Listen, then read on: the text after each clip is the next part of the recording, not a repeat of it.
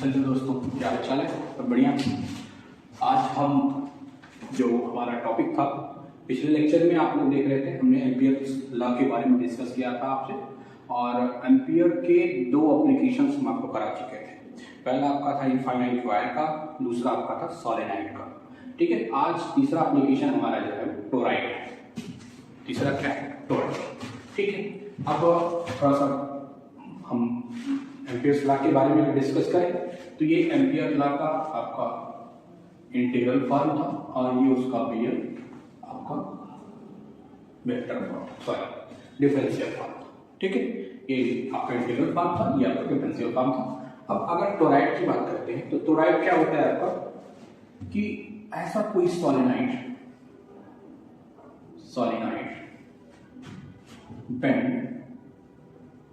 Bend in a circular loop.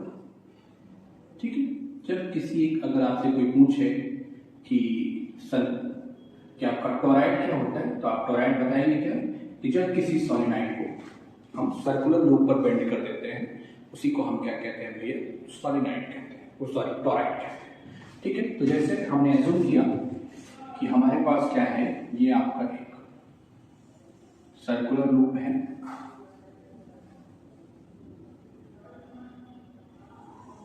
ये आपका एक सर्कुलर लूप है, और इस सर्कुलर लूप पर हमने क्या किया है कि आपका कोई एक सोलेनॉइड, उसको हमने इस पे क्या कर दिया है? बेंड कर दिया है। ये कोई एक सोलेनॉइड है जिसको हमने क्या किया है? यहाँ पर बेंड किया है। ठीक है, तो ये जो सोलेनॉइड आपका होगा, ये आपका क्या कहा जाएगा भैया? ये आपका जो सोलेनॉइड होगा, ये सोलेनॉइड आपका टोरॉइड कहा जाएगा। ठीक है, से अगर हमने कहा कि इसमें करंट आई इंटर कर रही है, ठीक है, तब आप मैग्नेटिक फील्ड की इंटेंसिटी फाइंड करेंगे कहां पर? पहला इनसाइड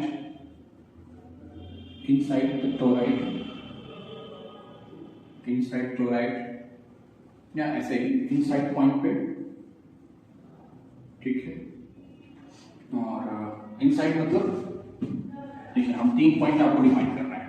एक पॉइंट आपका जो है ये है, इसके सेंटर से ये पॉइंट P है, एक पॉइंट आपका आउटसाइड है, ये Q है, और एक पॉइंट यहाँ पर है, ये R है। ठीक है, ये 3 पॉइंट्स आपके हैं एट पॉइंट P पर, दैट मीन इनसाइड पॉइंट। ठीक है, मतलब P पर, दूसरा आउटसाइड पॉइंट Q पर, और कहां पर भैया? तीसरा पॉइंट R। आपको क्या बताना है? Find magnetic field. ठीक है, ध्यान से बात को समझिए। आपने कहा क्या है कि हम पिछले लेक्चर्स में आपसे जो बात कर रहे थे, हम एम्पियर लॉ हमने पढ़ा था, और एम्पियर लॉ से के एप्लीकेशंस हम कर रहे थे। 2 एप्लीकेशन आपका हो चुका था, एक आपका इनफाइनाइट वायर या लॉन्ग वायर का था, दूसरा आपका सोलेनॉइड का था। 2 हो चुके थे, तीसरा आपका है टोरॉइड का। टोरॉइड क्या होता है कि solenoid bend in a circular loop. जब किसी भी एक सोलेनॉइड को आप क्या करेंगे? सर्कुलर लूप पर बेंड कर देते हैं, तो जो आपका स्ट्रक्चर बनता है उसको हम टोरॉइड कहते हैं, या किसी को इंटरलेस सोलेनॉइड के नाम से भी जाना जाता है। तो अब क्या हो गया कि हमने क्या किया कि हमारे पास एक सोलेनॉइड, एक सर्कुलर लूप था, ठीक, उस पर हमने क्या किया? एक सोलेनॉइड को बेंड कर दिया है, और उसमें आई करंट फ्लो हो रही है। तब हमसे कहा जा रहा है कि इनसाइड पॉइंट पर, इस आर पॉइंट पर और क्यू आउटसाइड पॉइंट पर, इन तीनों पर आप क्या करिए? मैग्नेटिक फील्ड फाइंड कर लीजिए। ठीक है, तो using Ampere's law. Ampere's law आपका क्या कहता है कि आपका लाइन इंटीग्रल जो होगा वो किसके बराबर होता है? Mu naught times of the I के। अब वहां से देखिए, तो ये आपका क्या हो जाएगा? सर्कुलर लूप है, तो mod of B into 2 pi R, हमने कहा ये पॉइंट आर है। ठीक है, एक सेकंड, एक चीज मिस हो गई। यहां पर देखिए, हमने एक एम्पियर लूप बना दिया, ये एम्पियर लूप है जिसका रेडियस कितना है? आर है। तब अब इस लूप के लिए अगर आप बात करोगे, लाइन इंटीग्रल होगी, तो mod of B 2 pi R और mu naught times I enclosed कितना होगा इस लूप में, ये जो पार्ट आपका है इस पार्ट में कितनी करंट है, 0, कोई करंट नहीं है, तो आपका आई इनक्लोज्ड 0, तो आपका बी क्या हो जाएगा 0। ध्यान रखिएगा इनसाइड पॉइंट अगर आपका पी इस पॉइंट पे बात करेगा तो आपका जो करंट चूंकि 0 है, तो करंट के 0 होने की वजह से आपका यहां पर जो मैग्नेटिक फील्ड होगा एट अ पॉइंट बी पर वो क्या होगा भैया 0 हो जाएगा। ठीक है, पी पॉइंट पर आपका फील्ड जो होगा 0 हो जाएगा। आउटसाइड पॉइंट अगर बात करें, ठीक है, आउटसाइड की बात करें, आउटसाइड पॉइंट क्यू होगा, ठीक है, आउटसाइड पॉइंट क्यू है। ठीक है, यहां पर आप एक एम्पियर लूप बना लीजिए। ठीक है, अब करंट इसमें फ्लो हो रही है थ्रू द टॉरॉइड, तो यहां पर आई आपकी क्या हो गई, आई इनक्लोज्ड आपकी हो गई 0 हो गई। जब आई इनक्लोज्ड 0 हो गई तो इसका मतलब बी क्या हो गया, यहां भी 0 हो गया। ठीक है, तो आप ध्यान रखेंगे अगर आपसे टॉरॉइड के आउटसाइड पूछे किसी पॉइंट पर तो भी 0 होगा और इनसाइड पूछेगा तो भी 0 होगा। ठीक है, अब एट आर अगर पूछ ले आपसे तो क्या होगा, ठीक है, एट आर कहां पर, मैग्नेटिक फील्ड कहां पर, एट पॉइंट आर पॉइंट। अब यहां पर आप एक लूप बना दीजिए जिसका रेडियस हमने कह दिया स्मॉल आर, रेडियस कितना हो गया स्मॉल आर, तो ये आपका क्या हो जाएगा b इंटू 2 पाई आर हो जाएगा। ठीक है, mu naught times R I enclosed. अब इसमें हमने कह दिया capital N number of loop है, बताना उधर भूल गए थे, तो ध्यान रखें capital N number of loop है, ये आपका टोटल करंट क्या हो जाएगी एन इंटू आई हो जाएगा, तो b आपका क्या हो जाएगा mu naught N I upon 2 pi R. ठीक है, ये आपका इस रीजन में आपकी फील्ड क्या हो जाएगी यूनिफॉर्म। ध्यान से बात समझिए। अब इसी में आपसे क्या कह देते हैं, मान लीजिए कि तो हमने सर्कुलर लेके कर दिया, डिफिनीशन भी हमने सर्कुलर लेके कर दी। मान लीजिए कि अगर आपसे पूछ लें कि अगर आप रेक्टेंगल हो जाए आपके पास, सिलेंडर हो जाए, तो अब आर देखिए ध्यान रखें ये बदलेगा नहीं, आर की वैल्यू बदलते जाएंगे, फील्ड बदलती जाएगी, मतलब मैग्नेटिक फील्ड किसके इनवर्सली प्रोपोर्शनल होगी 1 अपॉन आर के। ठीक है ना, mu naught constant, N constant, 2 pi constant, I constant होगी क्योंकि मैग्नेटोस्टैटिक आप पढ़ ही रहे हो, तो आर के प्रोपोर्शनल होगी, तो आर आपका बदलेगा तो बदलेगा ना। तो आर अगर जनरलाइज केस की बात की जाए तो आर आपका चाहे रेक्टेंगल होगा चाहे आपका सिलेंडर होगा, सबके लिए एक ही होगा अगर वो टोरॉइड फॉर्म में होगा। समझ रहे हैं भाई बात? ठीक है, तो ये आपका भैया एम्पियर्स लॉ एंड इसका एप्लीकेशन खत्म हो गया। ठीक है, इसके 3 एप्लीकेशंस आपके आते हैं, इन तीनों पर हम आपको आर्टिकल बता दिए। ठीक है, अब अगला जो टॉपिक हमारा है पढ़ने का वो है सिलेबस के अकॉर्डिंग अगर बात करें तो मैग्नेटिक वेक्टर पोटेंशियल। अगला जो टॉपिक है हमारा मैग्नेटिक वेक्टर पोटेंशियल।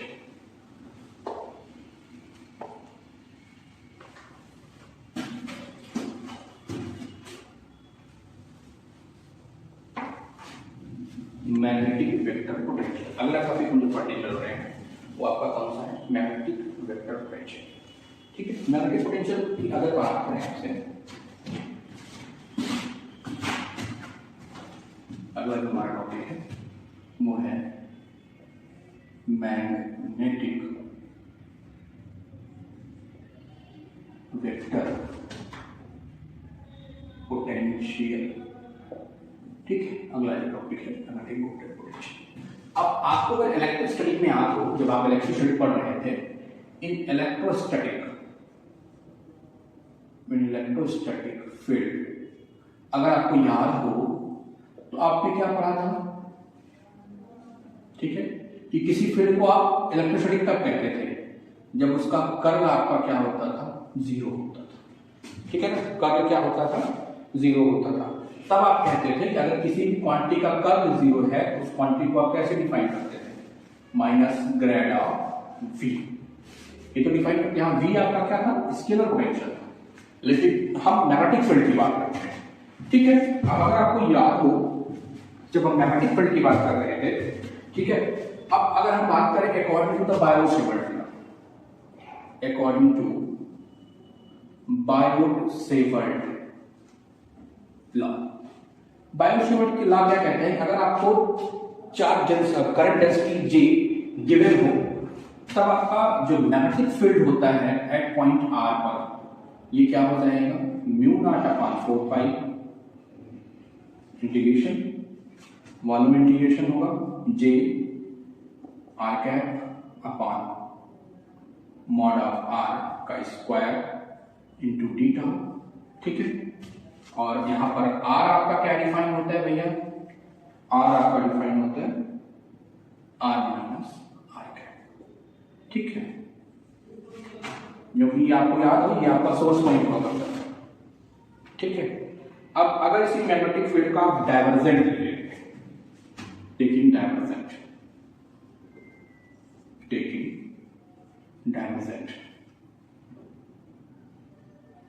ठीक है।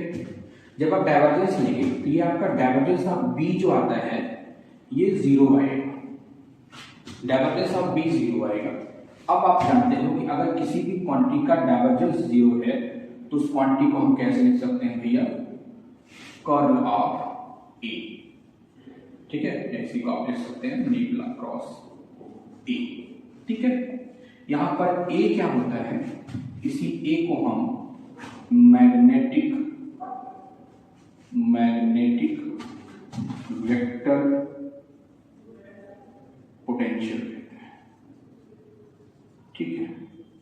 इसी ए को हम क्या कहते हैं, मैग्नेटिक वेक्टर पोटेंशियल, ध्यान रखें, ठीक है। ये आप अगर करना चाहेंगे तो इसको आप कर लीजिएगा, ठीक है। करेंगे तो आप देखेंगे 0 ही आएगा, शॉर्ट में समझ लीजिए कि डाइवर्जेंस आपका क्या हो जाता है, 0 हो जाएगा मैग्नेटिक फील्ड का। जब मैग्नेटिक फील्ड का डाइवर्जेंस 0 होता है तो आप जानते हैं किसी भी क्वांटिटी का अगर डाइवर्जेंस 0 है तो उसका मतलब क्या होगा, उसका कर्व वो फील्ड वो आपकी क्वांटिटी कुछ इस प्रकार से डिफाइन होती है। और यहाँ पर ए आपका क्या होता है, ए को हम मैग्नेटिक वेक्टर पोटेंशियल कहा करते हैं, ठीक है। अब इसी का कर्व ले रहा है, ये जो आपका आया है इसी का कर्व ले रहे हैं, क्या आया है आपका, B इज इक्वल टू आपका है कर्ल ऑफ ए, यही तो है, इसी का कर्ल ले लेते हैं, टेकिंग कर्ल क्या हो जाएगा, curl of B is equal to curl of A, ठीक। तो ये आपका क्या हो जाएगा, कर्ल ऑफ बी, ठीक। अब अगर आपको याद हो, आप एम्पियर्स के डिफरेंशियल फॉर्म पे जाएंगे तो कर्ल ऑफ बी किसके बराबर था, mu naught times of the J के बराबर था। और ये आपका क्या लिखा जाएगा, gradient divergence of A minus nabla square A, ठीक है। अब चूंकि फील्ड आपकी कैसी है, मैग्नेटोस्टैटिक, फील्ड आपकी कैसी है, मैग्नेटोस्टैटिक है, तो आप जानते हैं कि फॉर स्टैटिक फील्ड अगर फील्ड आपकी कैसी है, स्टैटिक है, तो स्टैटिक फील्ड के लिए आपका जो डाइवर्जेंस होता है, डाइवर्जेंस ऑफ ए आपका क्या हो जाएगा, 0 हो जाएगा, ठीक है। इंप्लाइज दैट आपका क्या बचेगा, nabla square A is equal to आपका mu naught times of the J minus,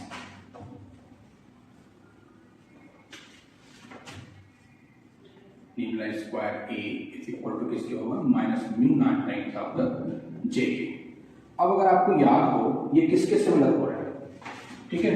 passion आपको इक्वेशन याद है, क्या पढ़ा था आपने, nabla square v is equal to rho upon epsilon, यही तो पढ़ा था माइनस साइन के साथ, ठीक है।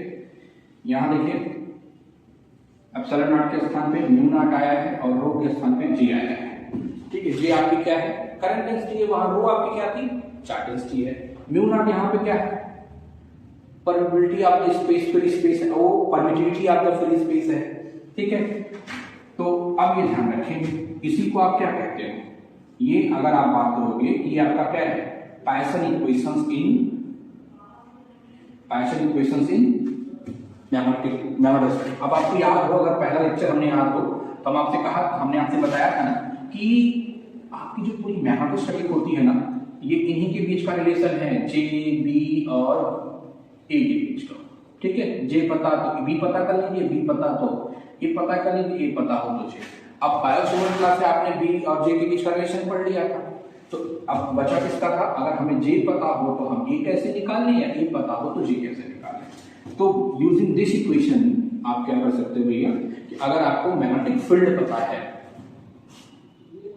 ठीक है, अगर आपको मैग्नेटिक फील्ड पता है तो आप इस इक्वेशन की हेल्प से, ठीक है, आप ए पता कर सकते हैं, या ए पता हो तो आप फील्ड पता कर सकते हैं। ठीक है, और इसका ही हेल्प लेकर के आपको क्या बता सकते हो, आप अगर आपको जे पता हो तो आप ए कैलकुलेट कर सकते हो, या ए पता हो तो आप जे कैलकुलेट कर सकते हो।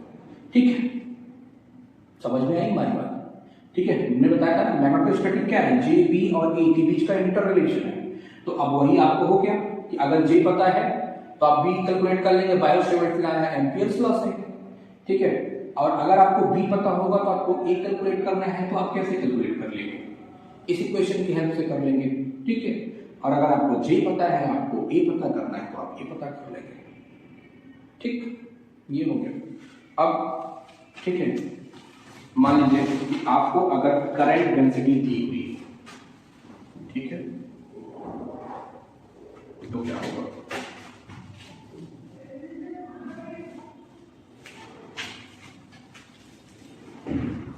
अगर मान लीजिए कि कोई क्वेश्चन आप कर रहे हैं, कुछ प्रॉब्लम आप सॉल्व कर रहे हैं, और उसमें आपको क्या दिया है, गिवन है भैया कि इफ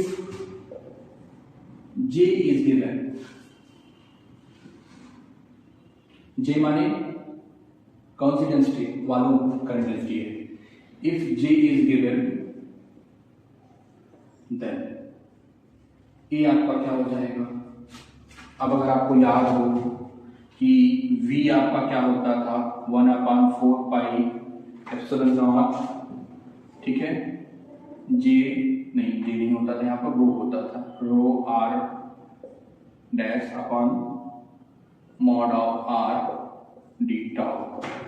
ठीक है, याद है, ये इलेक्ट्रोस्टैटिक आपका पोटेंशियल होता था जब आपको क्या गिवन होता था, वॉल्यूम चार्ज डेंसिटी गिवन होती है। अब आप यहाँ पे क्या करें, अगर आपको करंट डेंसिटी गिवन है, वॉल्यूम करंट डेंसिटी गिवन है, तो आप बता दीजिए। तो आप 1/4 पाई एप्सिलॉन के स्थान पे क्या लिख देंगे, म्यू नॉट अपॉन 4 पाई, नहीं sorry, mu naught upon 4 pi, integral कौन सा होगा, 1, रो के स्थान पे J R upon mod of R cap, और यहाँ पर होगा डी टाउ डैश। ठीक है, जी यहाँ पे क्या है, source charge, source current density होगी। ठीक है, ये आपका हो गया। अब अगर मान लीजिए कि आपको इफ के मतलब सरफेस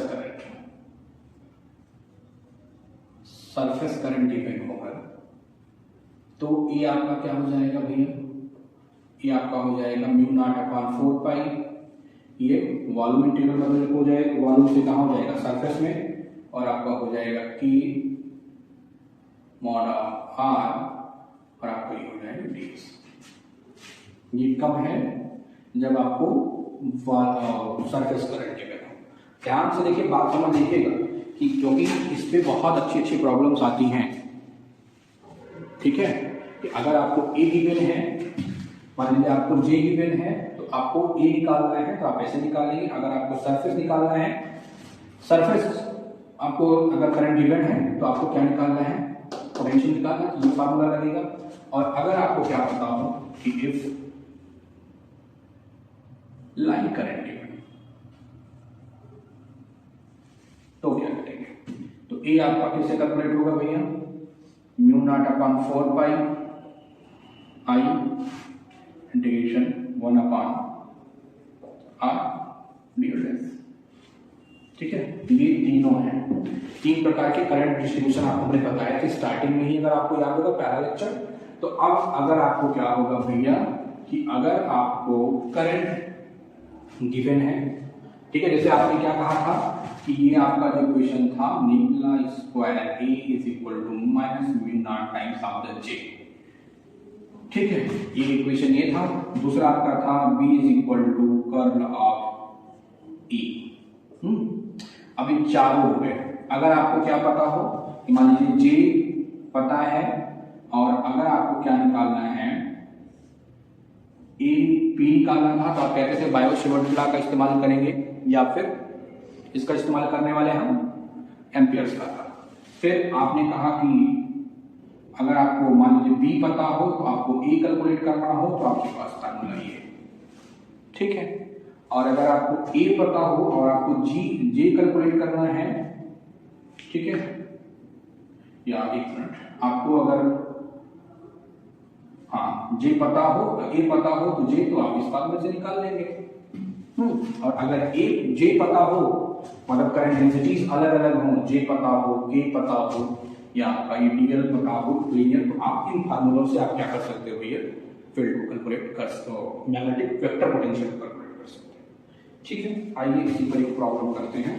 और एक चीज हमेशा ध्यान रखें, ए की आपसे अगर डायरेक्शन पूछी जाए, मैग्नेटिक वेक्टर पोटेंशियल की डायरेक्शन पूछी जाए, तो आप कहेंगे जिस डायरेक्शन में करंट हो, करंट की जो डायरेक्शन होगी वही आपकी किसकी डायरेक्शन होती है, आपके मैग्नेटिक वेक्टर पोटेंशियल की डायरेक्शन होगी।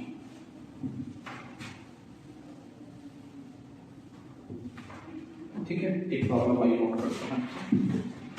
प्रॉब्लम है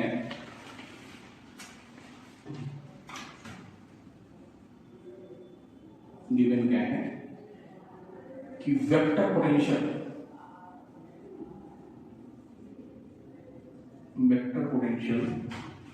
E given है k into phi, where a is a constant,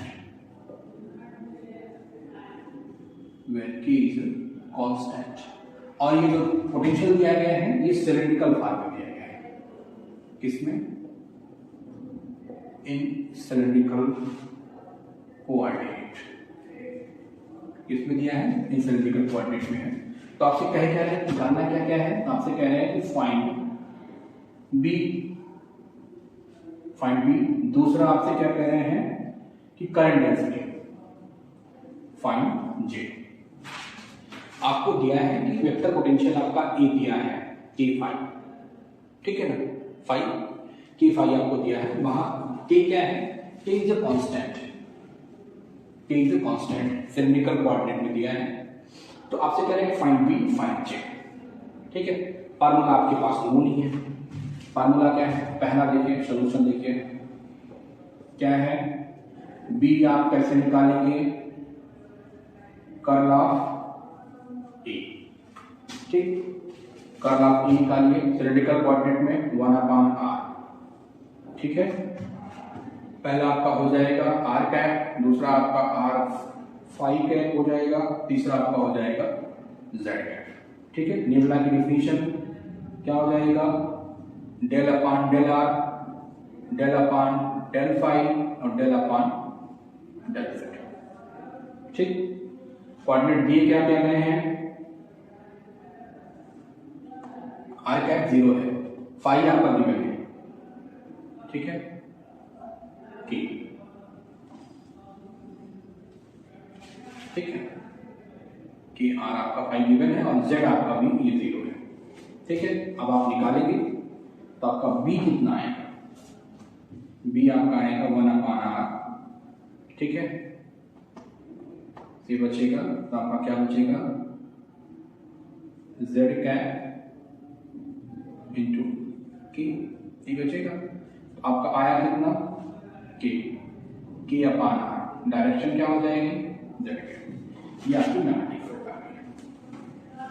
ठीक है, हमने बताया था फॉर्मूला आपका क्या है कि अगर आपको a गिवन है और आपको b निकालना है तो आप क्या करेंगे, कर्ल ऑफ a से वाले से आप कैलकुलेट कर लेंगे। फिर आपसे क्या कह रहा है कि फाइंड जे, दूसरा जे फाइंड करिए। अब जे कैसे निकालेंगे आप, ठीक है, वी नो दैट, जानते क्या है, we know that the differential form of differential form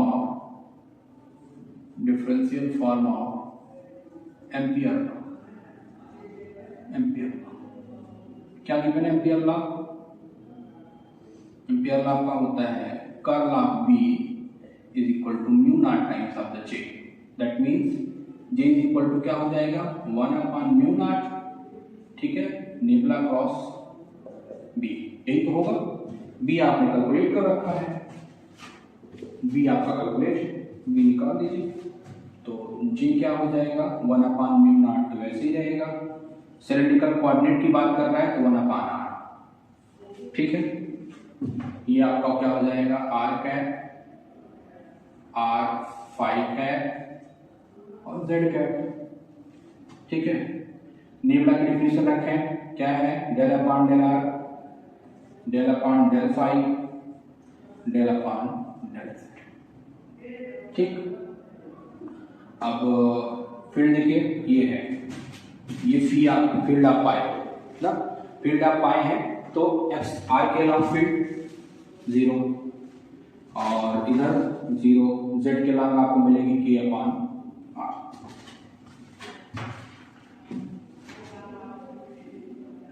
ठीक है। तो आपका जो जे आएगा, जे की वैल्यू कितनी होगी 1/μ0 इंटू 1/r, ठीक है। ये क्या हो जाएगा, ये वाला बचेगा, बाकी सब 0 हो जाएंगे। ये आपका हो जाएगा क्या -r फाई है, और ये आपका क्या होगा डेल अपॉन किया, ठीक। समझ रहे ना कैसे किया है इसको? क्योंकि आपको सिलेंड्रिकल कोऑर्डिनेट में दिया है, तो सिलेंड्रिकल कोऑर्डिनेट की डिफिनेशन लगा दिया आपने, ठीक है। यहाँ आप बी पाए हैं, बी आपको जेड के अराउंड मिला है, ठीक है। यहाँ पे देखिए, यहाँ पर आपका ए जो दिया था फाई के फॉर्म में था, तो हमने ए रख दिया यहाँ पर, ठीक है। आपका ए की वैल्यू रख दी, बाकी सब 0 हो गए। और यहाँ पर आप जो फील्ड पाए हैं वो जेड के अराउंड है, तो हमने जेड की वैल्यू रख दी, ठीक है। तो आपका जो ये जो जे आएगा, जे आपका क्या हो गया भैया 1/μ0 r, ठीक। और वो r से r कैंसिल हो जाएगा, तो कितना बचेगा -1/r, और के तो के ही हो जाएगा, और वहां पर फाई कैप, तो ये है इस आर से ये आर कैंसिल हो गया। ये आपका आर नहीं है, इस आर से नहीं, थोड़ा सा देख लीजिए। ये जब आप 1/r का करेंगे तो आर स्क्वायर से आर कैंसिल हो गया, तो ये आप चाहे दोनों से चाहे से काट दीजिए, उससे नहीं। अब हम अपने हिसाब से कंसीडर कर रहे हैं कि आर स्क्वायर से आर स्क्वायर, यहाँ के अपॉन आर बचा, तो ये आपका जे कितना हो जाएगा भैया -k μ0 r स्क्वायर फाई, आपका फाई कैप हो गया, ठीक है। तो ये आपकी करंट डेंसिटी भी आपको फाइंड हो गई और आपकी फील्ड भी फाइंड हो गई, ठीक है। तो ये आपका क्या था, यूजिंग एम्पियर डिफरेंशियल फॉर्म आपको जे बताना था, आपने जे निकाल लिया, और आपको बी भी बताना था, बी भी आपने निकाल लिया, ठीक है। ये आपका आर्टिकल दी हुई थी, आपसे कहा गया था बी और जे निकालेंगे, ये तो ये हो गया, ठीक है। ये एम्पियर का डिफरेंशियल लॉ का एप्लीकेशन हो गया कि यूजिंग अ डिफरेंशियल इक्वेशन, जैसे आपको हमने बताया था ना कि बी पता है तो आप जे कैसे निकालोगे, जे पता है तो बी कैसे निकालोगे, तो ये इस फार्मूले से आप निकाल सकते हैं। पहले यहाँ ए पता था तो आपने बी निकाल लिया, जब बी निकल गया आप एम्पियर सर्किटल लॉ का डिफरेंशियल फॉर्म लगा के आपने बी पता कर लिया, ठीक है। अब अगला प्रॉब्लम देखिए, अगली प्रॉब्लम जो है, अगली प्रॉब्लम हम स्टेट वायर की बनाने जा रहे हैं कि अगर आपके पास एक स्टेट वायर हो, ठीक है, तो आप कैसे फाइंड करेंगे, बी कैसे फाइंड करेंगे, बी तो आपको पता ही होगा, ए कैसे फाइंड करेंगे।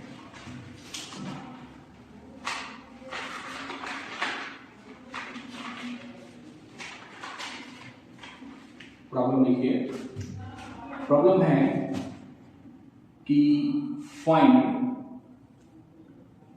पहली प्रॉब्लम इसकी है कि find the vector potential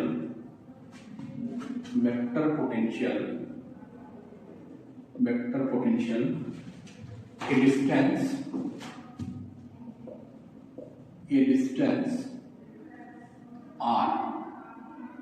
distance r from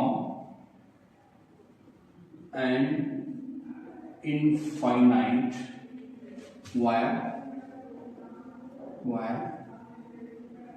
carrying current I। कह रहे हैं कि आपके पास क्या है कि find the vector potential A distance r from an infinite wire carrying current. कोई एक स्टेट वायर है जिसमें I करंट फ्लो हो रही है, तो उसके लिए आपसे क्या पूछा जा रहा है कि आप हमें बता दीजिए वेक्टर पोटेंशियल। ठीक है, चलिए एक हमारे पास एक वायर था, ठीक है, इसमें I करंट फ्लो हो रही है, ठीक है, हमने कह दिया ये z डायरेक्शन है, ठीक है। इससे स्मॉल r डिस्टेंस पर कोई एक पॉइंट P था, आपको वहीं पर पोटेंशियल बताना है, ठीक है, यहीं पर आपसे पोटेंशियल पूछा जा रहा है। अब आपने क्या पढ़ा है, वी नो दैट V आपका क्या होता है mu naught upon 2 pi I upon r।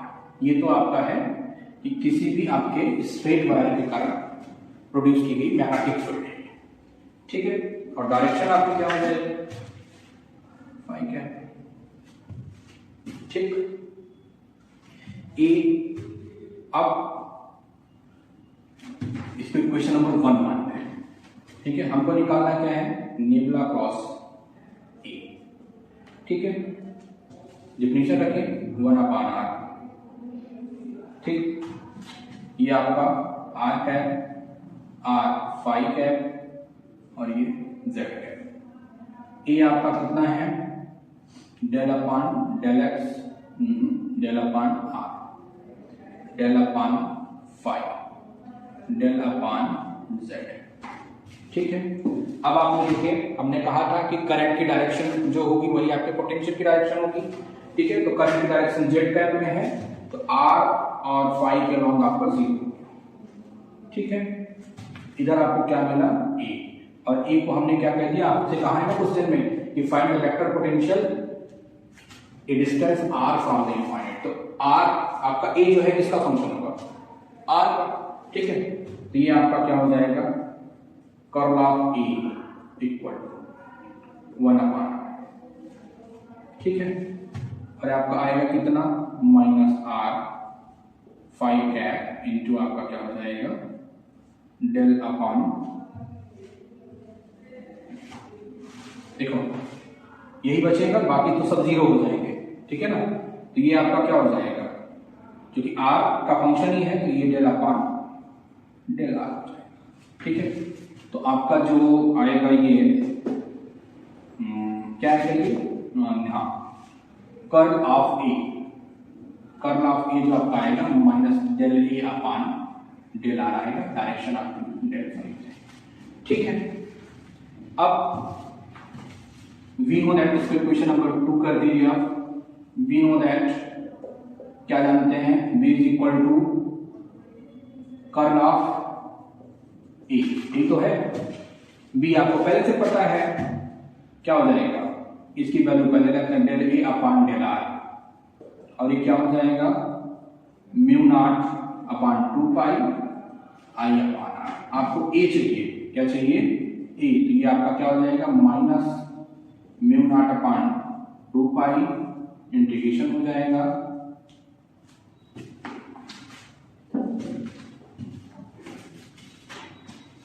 ठीक। और ये आपका क्या डिफाइन होगा, माइनस म्यू नॉट अपॉन 2 पाई, आई आप बाहर कर लें, ये 1 अपॉन r और d, ठीक है। और अगर आपके लिमिट की बात करें तो मिनिमम लिमिट आपकी r होगी ना, और a आपका क्या हो जाएगा, ये a आपका आर्बिट्रेरी पॉइंट होगा, ठीक है। a आपका जो होगा वेयर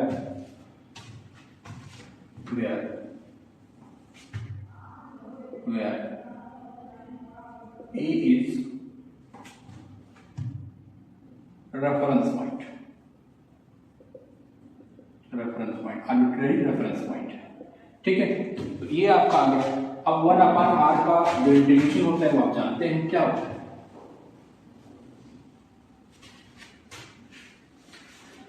वो आपका हो जाएगा ए, आपका जो आएगा मॉड ऑफ ए आपका mu naught upon 2 pi I log, और आपका क्या हो जाएगा maximum limit upon minimum limit हो जाएगी,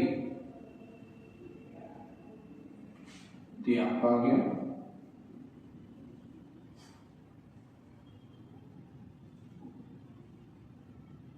ए अपॉन आर, ये आपकी मैग्नेटिक फील्ड आ जाएगी, सॉरी पोटेंशियल आ जाएगा, ठीक है। आपको कहा क्या गया कि अगर आपके पास कोई स्टेट वायर होगा जिसमें आई करंट फाइंड करनी होगी आपसे, अगर क्या बोल रहा हूं मैं, एक बार ध्यान सुनिए, अगर आपको क्या है कि कोई एक वायर है जिसमें आई करंट फ्लो हो रही है उस वायर से स्मॉल आर डिस्टेंस पर अगर आपको पोटेंशियल निकालना है तो आप इस फार्मूले से निकाल सकते हैं। एक तो ये हो गया, ठीक है। इसमें एक दूसरी प्रॉब्लम पूछी जाती है, देखिए दूसरी प्रॉब्लम इसी में है, इसी तरीके से है कि ये तो हो गया कि मान लीजिए कि आपने आउटसाइड फाइंड कर लिया।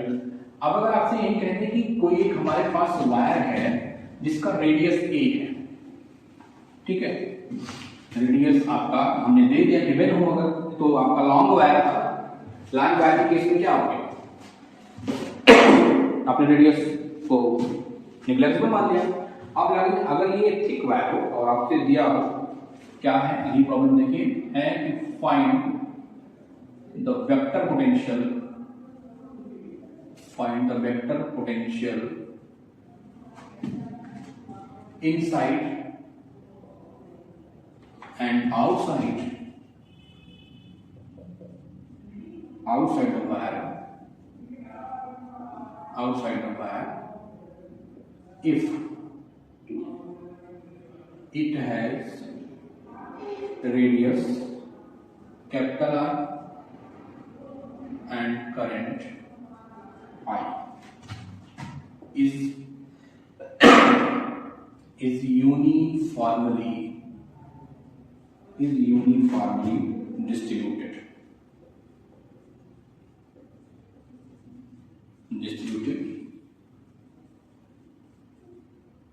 throughout the volume। क्या कह रहा है आपसे, कह रहा है कि एक आपके पास वायर है, ठीक है, एक वायर है जिसका रेडियस कितना है, स्मॉल आर है, ठीक, ये आपने वायर बना दिया, इसका रेडियस आपने कितना कहा है, आर, कैपिटल आर गिवन है आपसे, कैपिटल आर आपको गिवन है।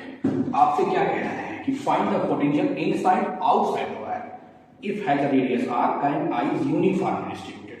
अब अगर आपकी करंट आई यूनिफॉर्मली डिस्ट्रीब्यूटेड है तो आपकी करंट डेंसिटी क्या हो जाएगी, फिर यूनिफॉर्मली डिस्ट्रीब्यूटेड है। तो ये प्रॉब्लम आप अगर आपको याद हो तो ऐसी ही एक प्रॉब्लम हम इसके पहले कर चुके हैं, उसमें हमने क्या कहा था कि आपको इनसाइड और आउटसाइड आपको मैग्नेटिक फील्ड बतानी है। सेम प्रॉब्लम है कि आपको अगर याद हो कि हमने क्या किया था, एक वायर लिया था, उसमें हमने कहा था कि अगर आपकी करंट यूनिफॉर्मली डिस्ट्रीब्यूटेड हो तो आप मैग्नेटिक फील्ड बता दिए इनसाइड और आउटसाइड। ये प्रॉब्लम आपको याद होगी, वहीं से हम थोड़ा सा लेके चलेंगे, इसको देख लीजिएगा प्रॉब्लम।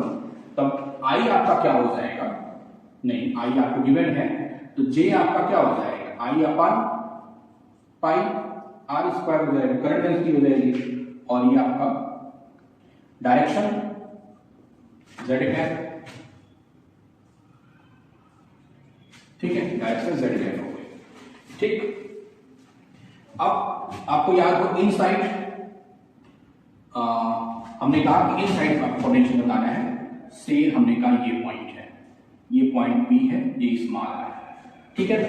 जब आपका पी मतलब आर लेस हो कैपिटल आर के, ठीक है, आर लेस हो कैपिटल आर के, तो आपने फील्ड बताई, देख लीजिएगा जाके, मैग्नेटिक फील्ड आपकी जो आई थी mu naught I R upon 2 pi R square.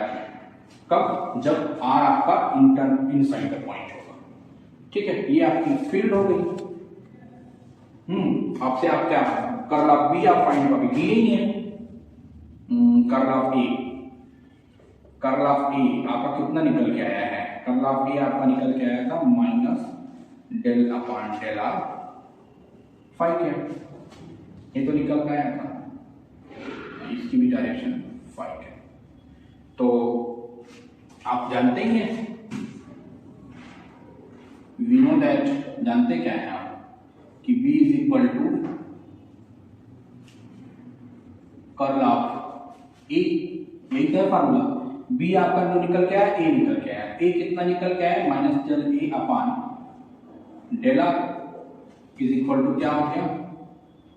Mu naught I R upon 2 pi capital R square.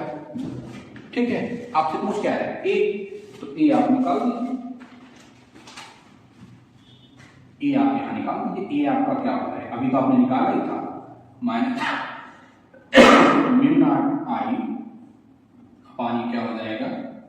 2 pi R square, और ये आपका क्या हो जाएगा? आर बी, और ये आर डी आर हो गया। ए आपका कितना हो जाएगा? Minus mu naught I upon 2 pi R square. इसका करेंगे तो क्या हो जाएगा? आर है, आर का आर स्क्वायर बाई 2 हो जाएगा, ये आर स्क्वायर बाई 2 हो गया ये। ठीक, तो अब आप वहां लिमिट कितनी है? आर से बी, बी आपका यहाँ भी रेफरेंस पॉइंट, जैसे ए आपको वहां आपने आर्बिट्रेरी रेफरेंस पॉइंट माना था, उससे बी भी आपका यहाँ पे क्या होगा? आर्बिट्रेरी रेफरेंस पॉइंट होगा। ठीक है, तो ए आपका क्या हो जाएगा?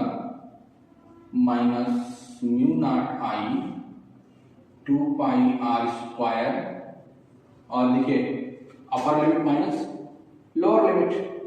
अपर लिमिट आपकी यहां से आपका लिमिट थोड़ा सा बदलेगा,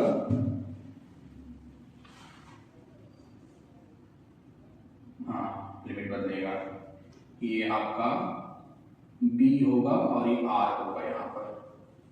ठीक है, वहां गलती हो गई है इसके पहले वाले में, अभी आपको बताते हैं हम। ये आपका क्या हो जाएगा?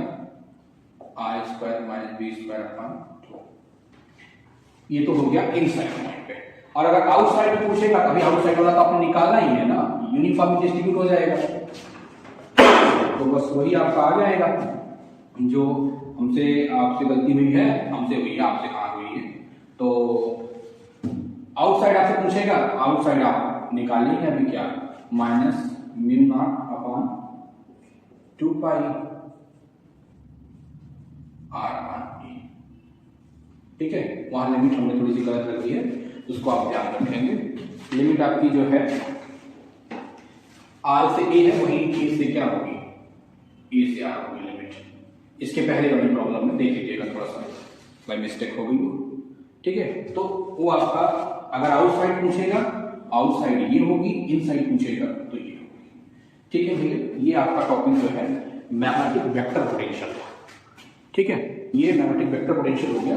अब इसके बाद का जो टॉपिक होगा हमारा, वो आपका होगा डाइपोल, मैग्नेटिक डाइपोल। डाइपोल के बाद फिर हम बाउंड्री कंडीशन करेंगे। बाउंड्री कंडीशन करने के बाद ये चैप्टर आपका खत्म होगा, तब कुछ कंपटीशन में जो पूछे गए हैं उनके प्रॉब्लम आ जाएंगे। Thank you.